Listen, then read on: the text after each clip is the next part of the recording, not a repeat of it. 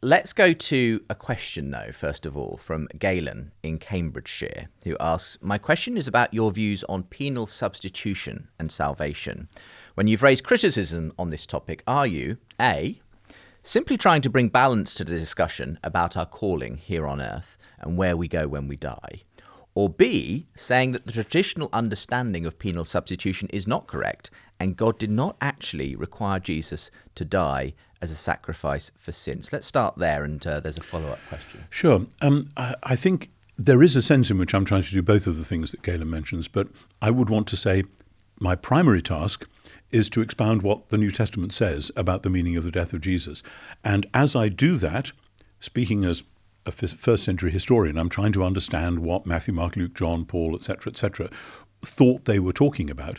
And as I do that, I find that different ways of talking about Jesus' death in the last 2,000 years have sometimes got hold of some bits of what's in the New Testament, but then missed out other bits and then produced distortions by emphasizing some things in one way and not rather than another. So I'm not simply starting out there in the tradition and trying to correct things. I'm trying to take a run at it from the New Testament again, which actually has been my life's work to say, let's just read the Bible and see where we go with that. But clearly there have been distortions within what has been called penal substitution. And for me, quite a breakthrough in thinking about this some years ago was realizing that the phrase penal substitution can mean quite different things to different people, according to which story you put it in. If you have an element of a story and you frame it within one narrative, it means something quite different. You know, supposing you see somebody walking down the street and carrying a briefcase, it's a very different sort of thing if actually this is the briefcase that Russian spy was carrying 2 minutes ago and they just passed in the street, from if it's a man who left his briefcase at home and his wife has kindly brought it to him. So the same thing can mean something different in a different narrative. So penal substitution can be expressed in very damaging ways, and even when preachers don't intend to do this, it is quite clearly the case that this is how many, many people, particularly young people, hear it. The idea being that there is this big, bullying, angry God who's very cross with us all, and he's got a big stick and he's about to lash out, and fortunately somebody gets in the way, happens to be his own son, so that somehow makes it all right. And phew, we get off. Now, last year or the year before, I forget, I had a public discussion on this with some colleagues in America, and one angry theologian got up from the floor and said, nobody believes that, nobody teaches that these days. And one of the colleagues on the panel stood up, answered it for me. He said, I teach first-year undergrads at a certain college which I won't name. He said, what Tom has said is precisely what they all think the gospel is, and they're struggling to know whether to believe it or not. So now, if that is what people have heard and are hearing, then we've got some serious work to do, because we have taken John 3:16, God so loved the world that he gave his only son, and what people have heard is God so hated the world that he killed his only son. And then when you say that in a world where there is child abuse and domestic violence and so on, people think, I know that bully of a God and I hate him. And then the whole thing goes horribly, horribly wrong. Okay, just give us, if you were to, as it were, look at it in its most sympathetic light, that particular way of understanding the term, what would you say is a better way of understanding it? From that point of view, obviously the thing to emphasize is that what happens on the cross is the sovereign act of love on behalf of the Father himself. The death of Jesus reveals the love of God. Paul says in Romans 5, God commends his love to us in that while we were still sinners, the Messiah died for us. And for that, of course, you need a very tight nexus between God and Jesus, because it makes no sense to say, I love you so much, I'm sending somebody else to do the dirty work. I love you so much, I'm coming to do it myself.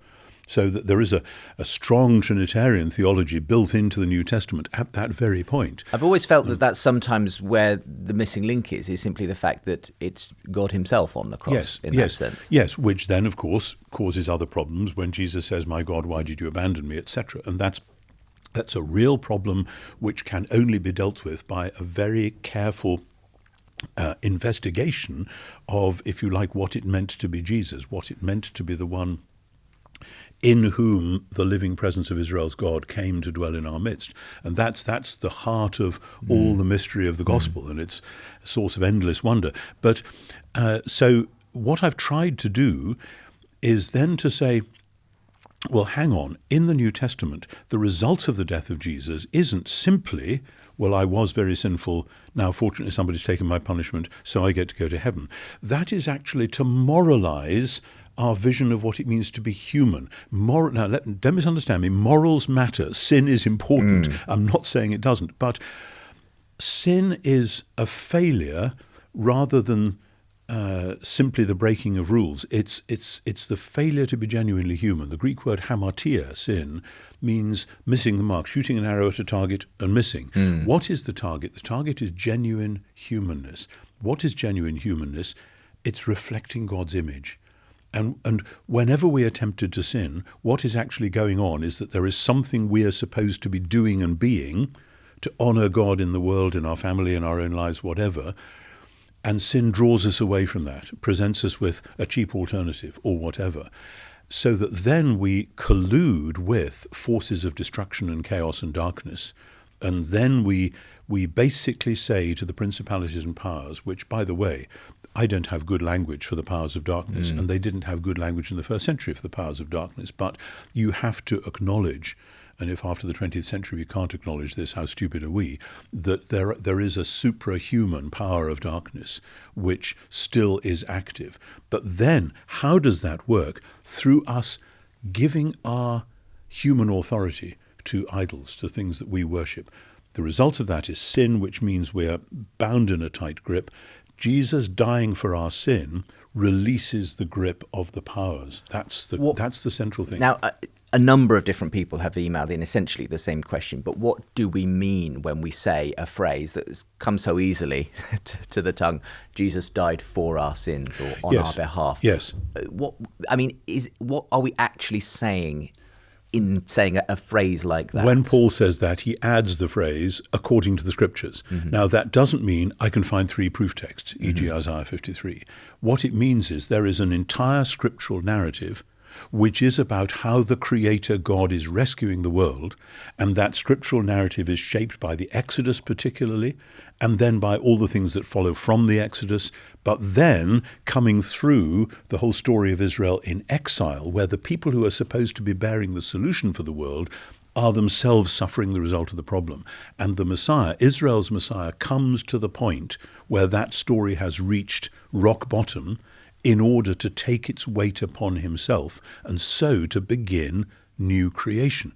So it's creation, covenant, exile, and when you speak of restoration. Jesus taking the weight of that upon himself, again, we're speaking in pictures and metaphors and so on, but what I suppose the question a lot of people have is what does that literally mean in the sense? Well, what happens on the cross to know release the weight to that Jesus died for our sins? I want to know what literally means literally as well in that sentence, which is often a problem. But the clearest passage I think in Paul about this is Romans 8, 3 and 4, when having said there is no condemnation for those who are in Messiah Jesus, because the law of the Spirit of life in Messiah Jesus has set you free from the law of sin and death, because God has done what the law couldn't do since it was weak through the flesh, sending his own Son in the likeness of sinful flesh and as a sin offering. Here's the thing. He condemned sin in the flesh. There is no condemnation for us because God passed sentence of condemnation on sin.